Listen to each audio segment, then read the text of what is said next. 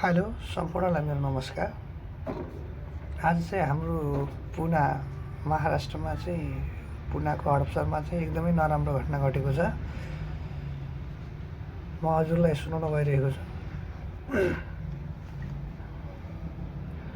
दुःखद घटना पुना महाराष्ट्र हडपसर अछाम जिल्ला ढकारी गाउँपालिका 2 फाटा बगर बस्ने डब्ले सार्कीका छोरा वर्ष 11 को प्रकाश सार्की हाल पुना महाराष्ट्र हडपसर ससाने नगरमा बस्दै आएका थिए।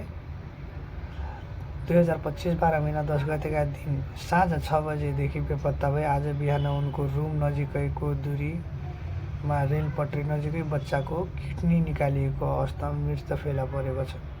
किडनी निकालिएको अवस्थामा म के भन्न चाहन्छु भने हाम्रो प्रदेशमा बस्दै आउनुभएका दाजुभाइ तथा दिदीबहिनी आमाबुवाहरूले आफ्नो ससाना बच्चाहरूको एकदमै ध्यान राख्नु होला, किनभने चाहिँ यहाँ यस्ता घटनाहरू धेरै नराम्रो घटिरहेका छन्। त्यसैले बच्चाहरूलाई कतै पनि नजान्दिनु होला।